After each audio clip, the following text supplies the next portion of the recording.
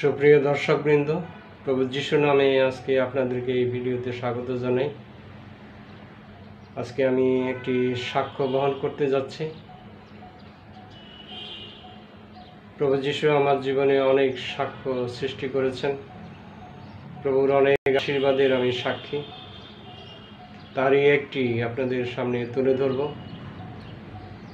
এটি ছিল 2023 খ্রিস্টাব্দের 11ই মার্চের ঘটনা।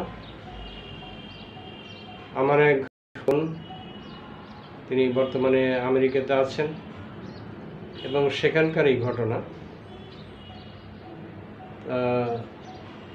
আমার এই মাস্তুতো বোন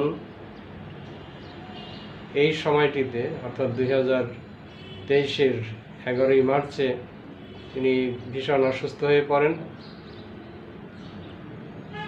আসলে তারও দু একদিন আগের ঘটনা।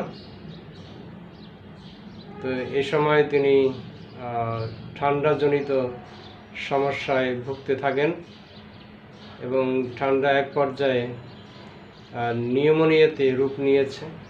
ডাক্তাররা সেটিকে নিউমোনিয়া বলে আখ্যায়িত করেছে এবং তাকে হাসপাতালে ভর্তি করা হলো, একেবারে আইসিইউতে, যেহেতু তার অবস্থা বেশি খারাপ ছিল। তো ডাক্তাররা তাদের সাধ্যমতো চেষ্টা করে গেলেন, কিন্তু 3-4 দিনের মধ্যে তার অবস্থার কোনো উন্নতি হল না এবং বরং অবনতি হতে থাকলো।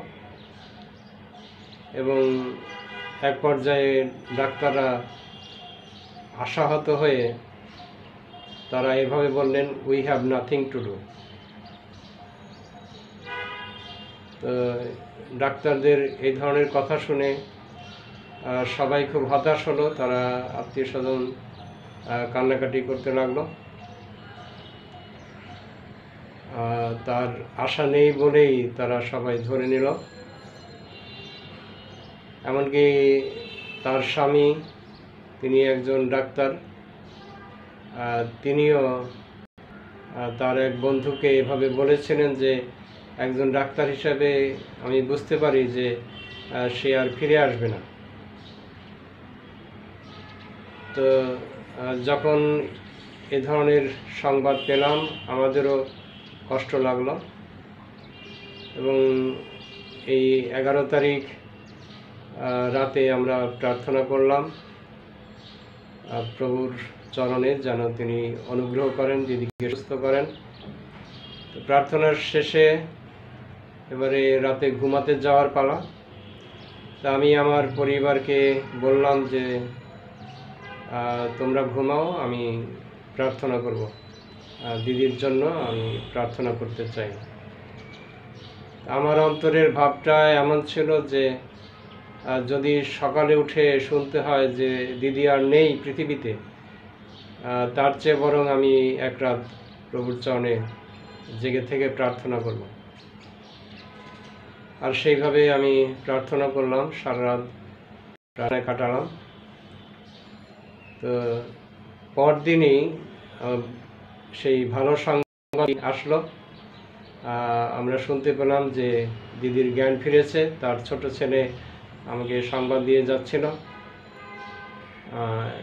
এবং এর আগে যখন ডাক্তাররা বলল যে তার আসলে আশা নেই, তখন আমি তার ছোট ছেলেকে একটা মেসেজ দিয়েছিলাম এভাবে যে দেখো, তোমার মাকে সৃষ্টি করার আগে থেকেই ঈশ্বর সর্বশক্তিমান।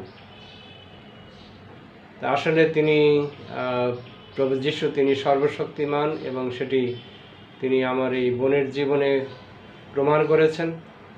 তিনি আজও বেঁচে আছেন, ভালো আছেন এবং তার পরিবার, নাতি নাতনি নিয়ে তিনি প্রভুর অনুগ্রহে ভালো দিন যাপন করছেন। প্রভু তাকে আরও দীর্ঘায়ু দান করুন এবং তার জীবন দ্বারা প্রভুর গৌরব হোক। আমরা প্রভুর এই মহাদয়ার জন্য প্রভুকে ধন্যবাদ দিই। প্রভুর জয় হোক। জয় যিশু।